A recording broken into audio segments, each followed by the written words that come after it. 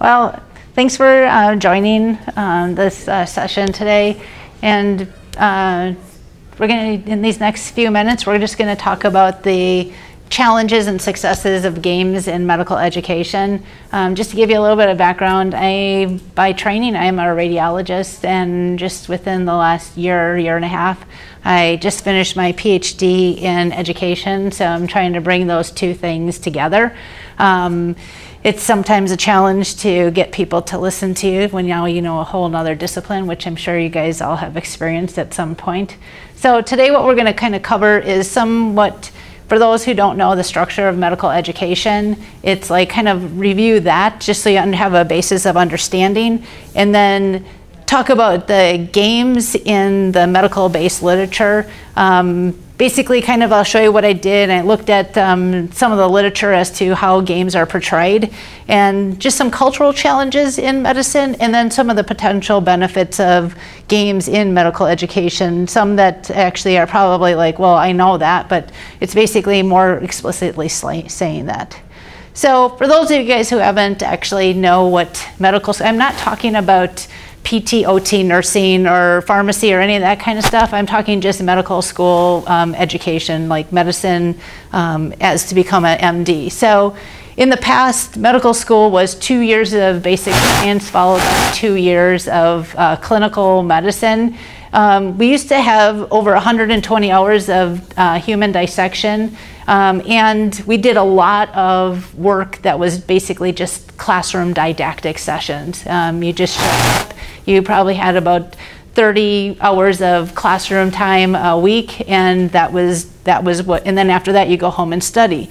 Well, after the Flexner report, the 100-year sense of Flexner report, which basically said now medicine should be more interactive, and after even 100 years of doing what Flexner had actually told us, we still weren't doing that. We still had too much didactic. It was still not learning-centric. So now this big reform came about, starting in about 2006 and beyond, is now the curriculum has 18 months of basic science, and that's not, a lot of it is not didactic. There's still a little bit of that, but most of it is done in small group sessions. They start clinic the first day that they start into that, so they don't really have any background, but they immerse them right into the clinical settings. Most of that is outpatient. And that 120 hours of human dissection has now been compressed to 20 hours of dissection. They still see anatomy, but in different contexts, not in the dissection room. And they then have 30 months of clinical rotations. Now when you move after that, you go into your residency, and pretty much the resident, depending on what specialty, all these things pertain in the sense that they have a maximum of 80 hours of work hours a week. They can take no more than 1 in 3 overnight calls, so that's meaning that you're on call, post call, pre-call, on call. So that's, I mean, I've done that. It's like horrible, but you live through it, and you just hope that it doesn't last more than 1 or 2 months in a row. And then a maximum shift can be 30 hours now. In the past, it used to be up to 40 hours or more. Those are grueling. Had many times when I fallen asleep on the way home driving. And then they have to have a minimum of 10 hours between shifts. And the interesting thing enough is this also applies to medical students. And when I was a medical student, I had less than 10 hours of time between shifts, but I'm really glad that that's changed. So how do games fit into this medical education process? Is there a role for games in the medical education process? And rather than having me tell you what I think, I went and said, you know what does the literature say to us? And is there a body of literature out there? So what I did is, I did what anybody would do is a Google Scholar search, okay? I just put in the criteria of medical education and gaming, that's it.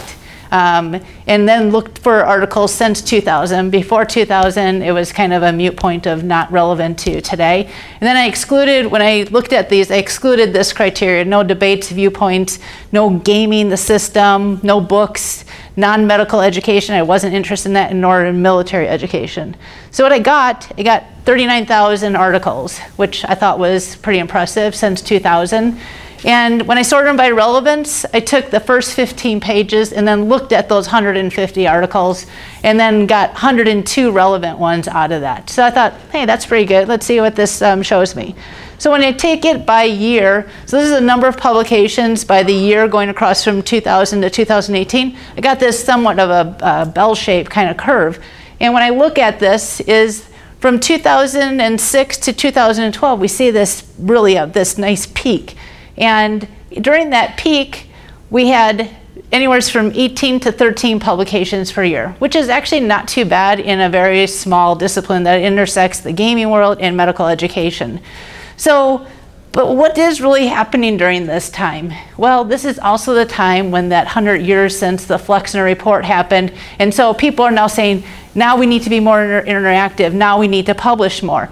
So I'm really hoping that this doesn't actually, 2017, 2018 doesn't actually say where we're going, in a sense that we're actually not at the end of our publication thing. This is just the fall before the next peak that's going to come up. But when we look at the articles that were in that cohort, of the 102 articles, we had 84 articles that were published in medical-based journals, which is actually pretty impressive, but it is also separated over 49 different journals, so you really only have a little bit over one article per journal.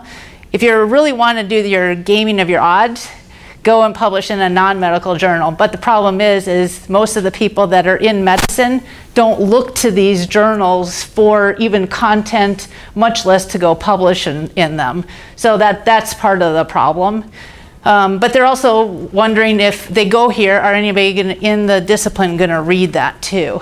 So if we look at medical journals versus non-medical journals and what's the best journal or what's the best journals to publish in the medical journal, it's medical teacher. This is actually a very subset of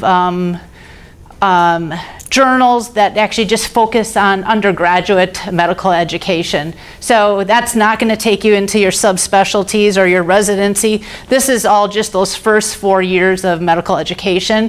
And if you're non-medical, it's simulation and games. And that simulation and games is a really broad journal scope. So, but when we look by discipline, as you can see here, nursing and medical education exceed by far. And nursing, even more than medical education, has really risen to the top. And they have journals just specialized in nursing simulation education, which is pretty impressive. So everybody wants to say, but what is the impact factor of the journals that these things were in? And when we look at impact factor, anything above 4 is considered the top 10% of all of the journals that are out there. So this had a wide range, but 21 of the 102 articles were above 4. So they're actually being seen in journals that have a wide breadth of readers. So that's actually pretty impressive for this small scope of articles. The focus, when I was looking at the focus, I'm like going, okay, what are they actually talking about? What part of gaming and education are they talking about?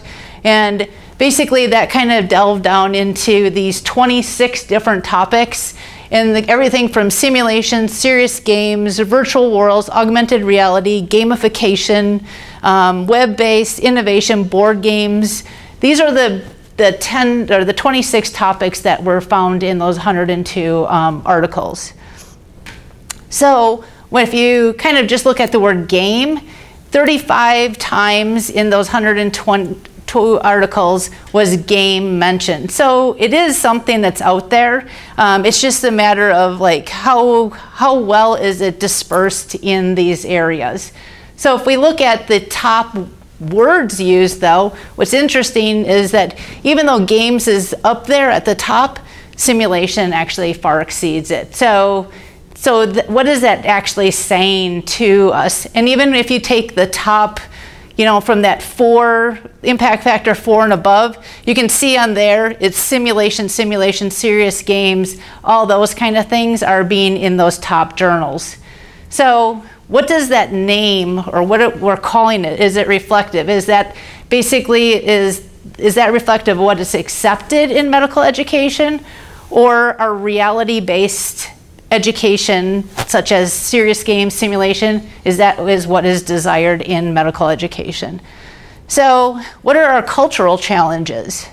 Well, when you look at the literature, and even just talking to people saying games are suitable for our patients. You know, we can let the patients play all the games that they want. And what I'm talking about that is they can play games to understand their diseases, or, you know, how to take care of themselves, or they can use games in rehab and stuff like that. But that's good for them to play those games. In medicine, we want real life experiences. We want to be able to take what's in that game and apply it to a reality session to say, hey, that's how I'm going to actually be better in my field.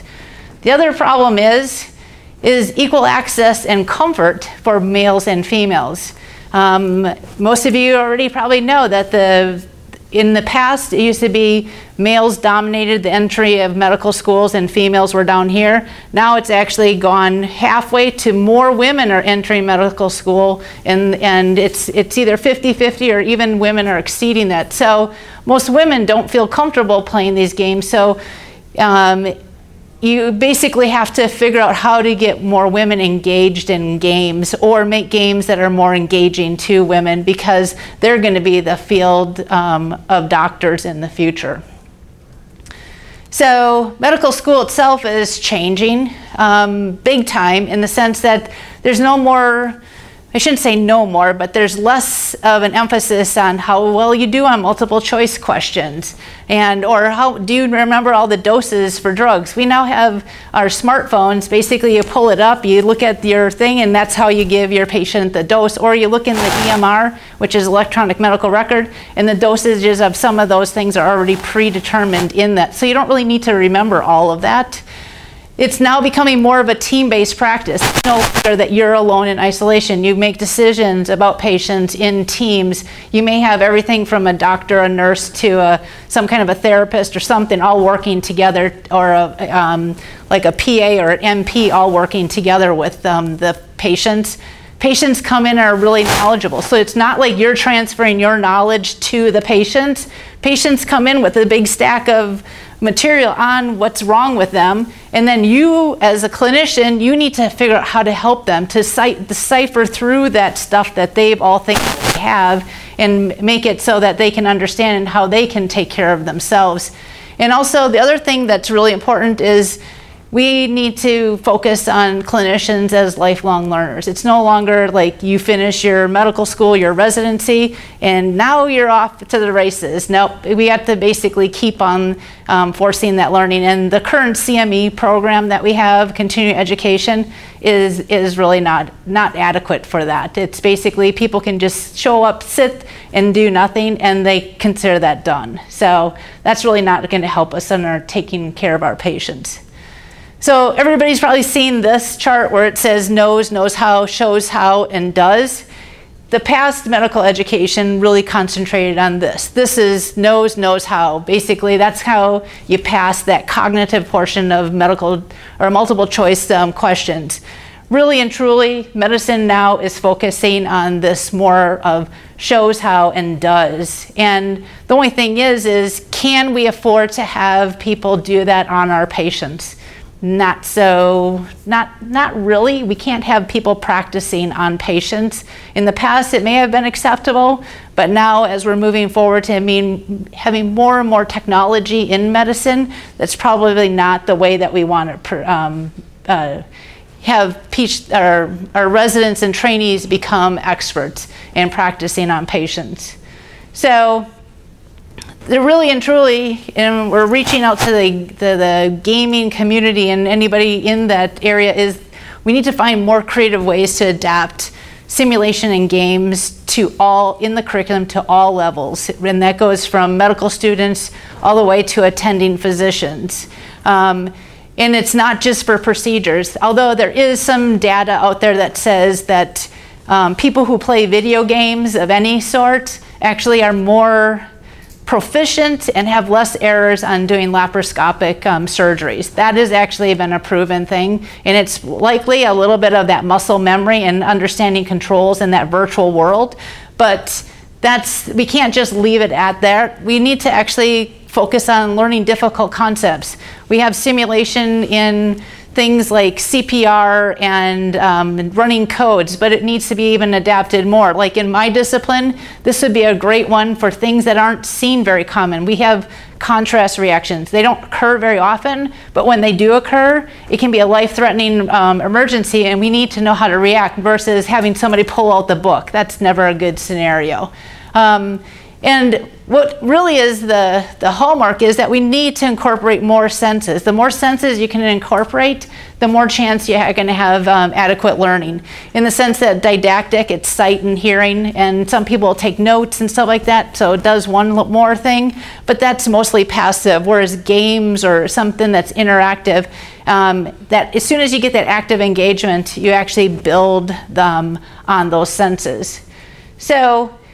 So when we view like simulation, using that because that's a lot of what is kind of, and simulation doesn't mean just using a mannequin, it can mean a lot of different things. It's basically kind of stuff that actually mimics what you want them to learn in their professional lives. It aids in teaching concepts and safety in the sense that you can do this instead of practicing on patients. And once they get proficient at that, then you put them on a patient. I mean, I remember the first time I learned how to draw blood, I practiced on a plastic arm. It was so unreal, but it just gave me the way to hold my needles, hold my vials and all that kind of stuff. So it gave me that little bit of a use. And then some poor medical technologist in the lab basically became my next guinea pig. And then after that, I went on to patients. But the thing is taking those steps helped me learn how to exchange the vacutainers for one for another, and in the plastic thing that rolls around, so you have to be a little bit more have a little bit more dexterity. So that's what I mean like that. It doesn't have to be like $1 million thing. It can be something very small. And really and truly to help gain mastery, clinical concepts, anything that's difficult could be done through that. And the big thing is this gap between the basic scientists. I know that now we're kind of having this bridge, but there still is a gap between the basic science concepts and the clinic. And if we can build things that actually take those and rehash them to make them into what they're supposed to do in the clinic, most medical students still have this thing like, I know I've practiced the history and physical on, you know, my partner or, you know, another patient or a simulated patient, but now I'm really nervous. I don't know how I'm going to get all those things in the clinic. So if we had something that bridges that, that would be like a very nice tool for trainees. So how can the games or simulations help prepare medical students and residents for these big transitions? The big transitions is actually the thing that's the most hazardous. One thing is that we can do is we can apply some educational theory. And one of the things is Kolb's learning cycle, where we give them a concrete thing that we want them to do. We expose them to that learning situation. And then the big thing is we reflect on that. We actually have them think about like how does what they thought should happen compared to what actually did happen, and that reflective process is actually retraining themselves. And then we actually expose them to some kind of other area where they start like saying, hey, wait a minute, I don't know that. Maybe that makes sense, and starting to think about how they can adapt it to a new situation. And then they get some kind of another active experiment where they actually they now change what they thought to something else, and then basically come full cycle back to another concrete experience. And this can all be done within a simulation setting, and you're constantly reinforcing this to the point where it's like now it's rote for them. So an example of this in what I've done as part of my thesis work is that I had a simulation that was trying to look at how medical students or any trainee can take a cross-sectional image and put that into the physical body in the sense of correlating the physical exam. They're really good at, you know, the physical exam. They can identify the organs on a screen, but now let's put those two things together. So I exposed them to that. They made some observations. There was a lot of like, oh, never thought that was like that, or some of those concepts. And then I'm like going, okay, let's see if they, in that short time, if they really thought about it. So then I exposed them to some clinical situations, and then they actually had to answer questions based on that. So one thing that was really interesting, and this happened more than once, is that they all know how to examine the kidney. It's in the back here, you know, they can palpate it and all that kind of stuff. And then they can like do the percussion test for if somebody has flank pain to see if they actually have real pain that's associated with the kidney. So they knew that.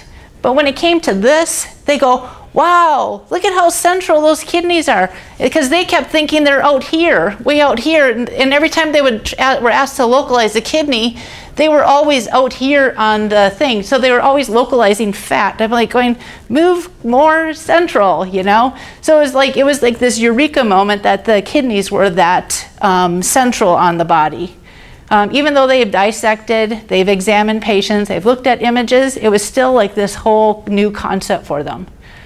So basically, kind of summing this up, is that games in medical education, some of the big challenges are time. Where do you put these simulation activities in the curriculum? So if you take them out of the clinical scenario or the setting, or take them out of the classroom, you have to basically, you can substitute that, but it has to be equivalent to that clinical or academic setting, or it needs to be able to be enhanced. Also, it shouldn't be something that's a one-time event, unless that's all that it really needs, but it's something that should be repetitive at the same time. So how do you put that into a curriculum that's a very dynamic curriculum? Money. A lot of these simulation things, I'm not talking the multi-million-dollar simulation center, but some of these even smaller simulations, you're talking like tens of thousands of dollars. It's not like it's little chump change that, you know, you can just say, hey, I'll take out a 20 and there's my simulation. It's a little bit more expensive. The next thing is acceptance. Are you going to get acceptance by your curriculum, the people who like oversee all your curriculum development? You're going to get more acceptance from your teachers, but now you got to have the teachers and the people that are going to be running it to get acceptance by the more higher ups in saying, hey, this is a really cool thing that we need to have our students do. The benefits, I mean, there's a ton of benefits. There's more than what this list is.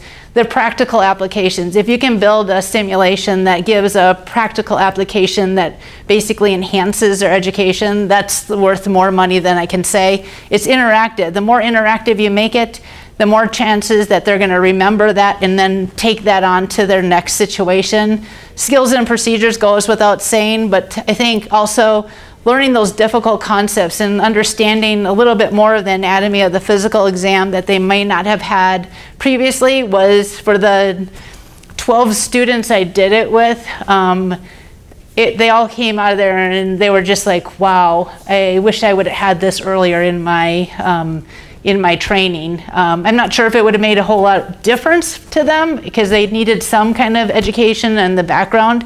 But yeah, so I can't say enough that there's a lot of benefits. It's just that we have to have creative ways to actually incorporate that into.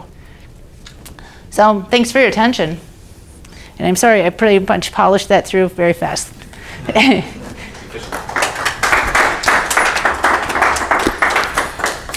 Any questions? Just no rotten fruit. So what are some of the most interesting applications you've seen in the literature?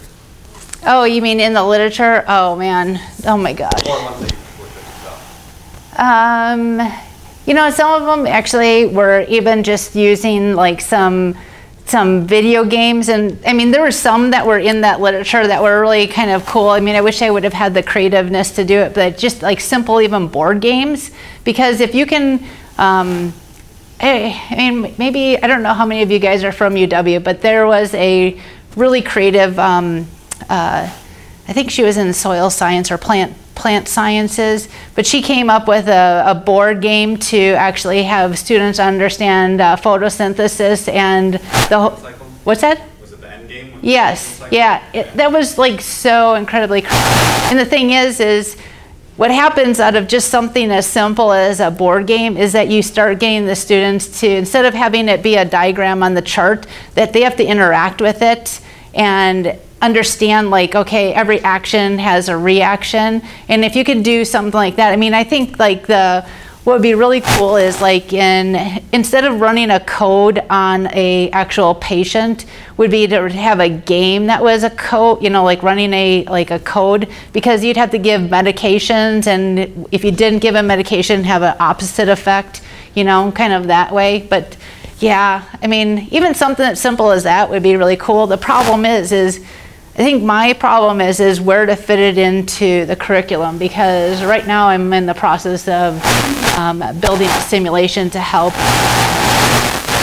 reading in the residents' screening mammography, because I'm an imager, because they don't actually do screening mammograms until they're out in practice. They do them with us, but never on their own. So their first time on their own is, hey, my job, it's my job now, you know? And doing that, trying to figure out, like, from one of the grant reviews I got says, so why aren't they, or something like, so when are you going to do this? In their off hours? I'm like, no, I'm going to give them a day off to do this, you know, because I find that's part of their education is that. So I'm going to take them off the clinic for that day, and then I want them to do this. So there may be some pushback later on about this, but you know, everybody's on board with that, you know, saying that that's how important this is. But yeah, I actually would love to do more of this. I just don't know how to do more of it. Anybody have like $100,000 in their pocket that they want to get rid of? So, anybody here, have you done simulations? What kind of simulations? I know you back there, yes.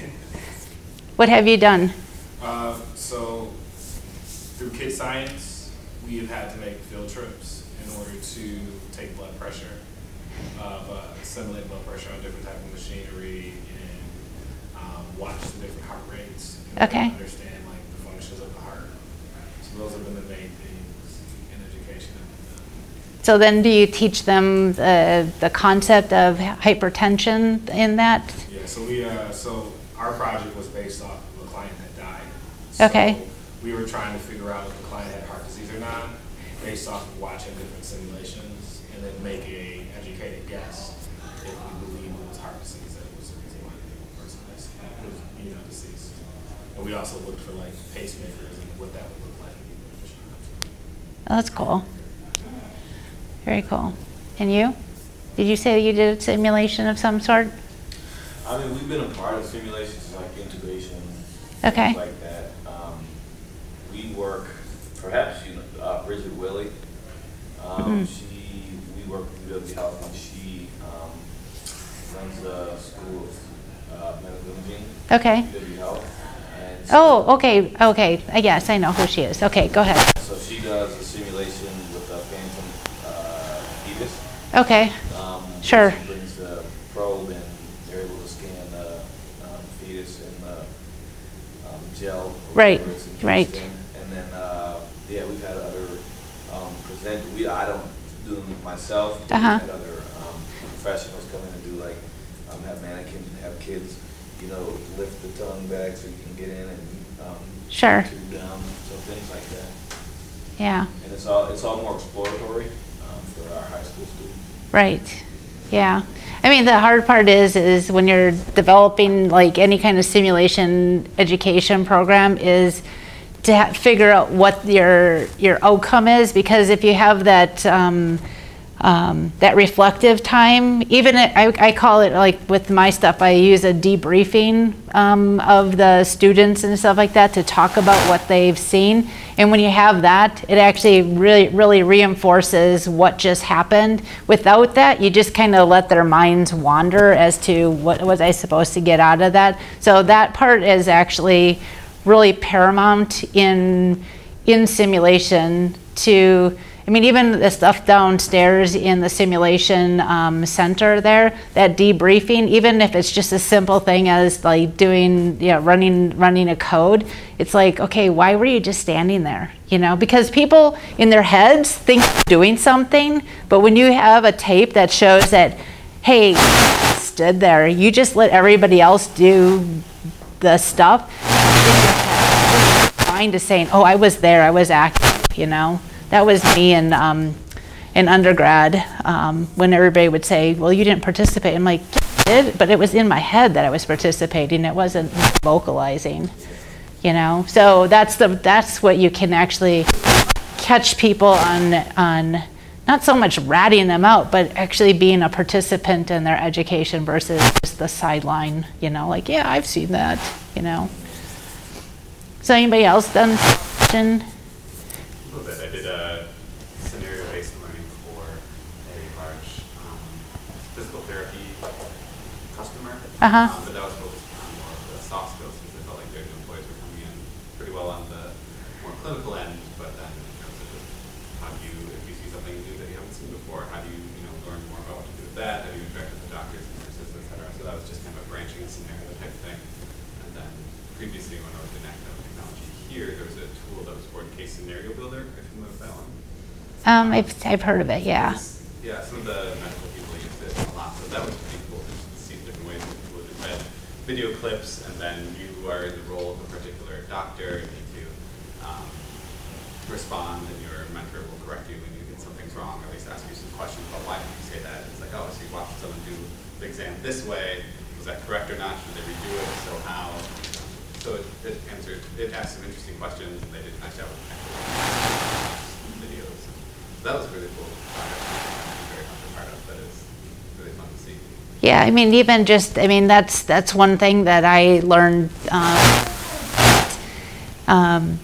If you have, especially early in their training process and in terms of getting to be experts, they're really much better at recognition of errors than they are at the ability to recall the knowledge that's there. So what I mean by that is, like, so in this scenario, I said, okay, I want to do a biopsy in this plane and then I want to go through here to something else. And the students, the medical students, even though they've never done a biopsy in that context, they all knew whether it was safe or not. So it's like, but the problem is they didn't have the knowledge or the scope of knowledge to explain 100% why it wasn't. Their explanations were all over the board, but at least that actually is a good stepping ground for redirecting their knowledge. And using wrong scenarios, even as a simulation. It doesn't have to be like really super expensive, but if you have like wrong scenarios, like I present you with this, okay, what's wrong? And they're really good at picking out what's wrong. I think it might be from days of Finding Waldo or something, but it's like they're really good at that. But the problem is that sometimes is how far they can take it, and it's your job as educators to kind of try to redirect them and pull out what it is that actually that foundational knowledge to build on, and that is a really powerful way to teach. Unfortunately, most people start with their curriculum and aren't really aware that their students know a lot more than we give them credit for. They have a lot of information. They've come from God knows what walk of life, to your situation, and coming up with something like that, now you know where they're at, and then you can build a curriculum off of that. But unfortunately, you got to start building your curriculum a little bit earlier than that. So, cool. Anybody else that I missed what have you done? We're currently building one that's slightly different, but we're working with the National DEC, which is Drug Endangered Children Program, to teach law enforcement how to identify drug endangered children in the home if they go for petty crime or something like that, to get that early intervention. So we're using 360 technology to take photos of homes and then placing little clues around to teach them in a real life scenario what you should look for and what that could mean then. So we round back, so what could that mean for that child if you identify them early on, and then what their future looks like versus if everyone misses the signs along the way. Wow, that's really powerful. I mean, wish we had something like that for like suicide prevention, you know, but it's really not like a physical space that happens in, but that's really cool. So how are you getting these 360 photos? I mean, is it it's in a place that already was, or is this something that you're mocking up? Oh. So we have a 360 camera, and then we have at our public safety training center, we have a 2-story house that we use for, you know, public safety, like police, fire, all that Sure. kind of training. Yeah. So we've gone in and mocked it up in a couple of different scenes to give them a realistic, you know, of just the chaos that can be in these kind of houses, and then what signs you need to look for. Should talk to Oculus. I mean, I just was at a conference, one of the ones, Filament, doing that stuff. You could have them wear the Oculus thing and look around at that setting to actually pick things out. We're talking about it, but the money right now I know. is for 360. Yeah, that's cool. I may have actually been approached by somebody that was looking for a programmer for that. Oh, really? Yeah, it was about a year ago. Might Yeah, have just we- happened in coincidence. Yeah, we just but- started on it a couple of months ago. It's a Yeah. grant-based project, but yeah, it's turned out. That's very nice. cool. Yeah, it's cool. Yeah. Yep, go ahead.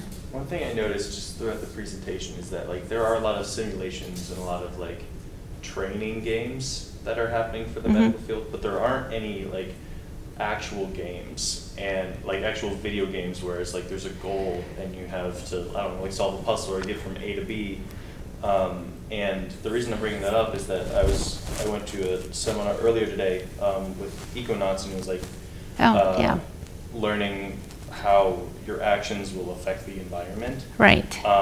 And I would just be interested to see like what type of way could you gamify the medical field so that it Keith and I were just talking about this at lunchtime, and it's kind of like, it's almost like you were listening to our conversation. I'm just kidding. No, it's just kind of like, I mean, what we're talking about is, and I can't take full credit because Keith was interjecting on this also, is that is like, okay, you could make we're really good at building clinical cases, you know, you can take and drive somebody through there, and then, but we all want a predestined path to how to take care of that patient. And then Keith goes, why don't you just have them all of a sudden do this, you know, like switch them way off the thing, like, you know, give them a different drug or do something.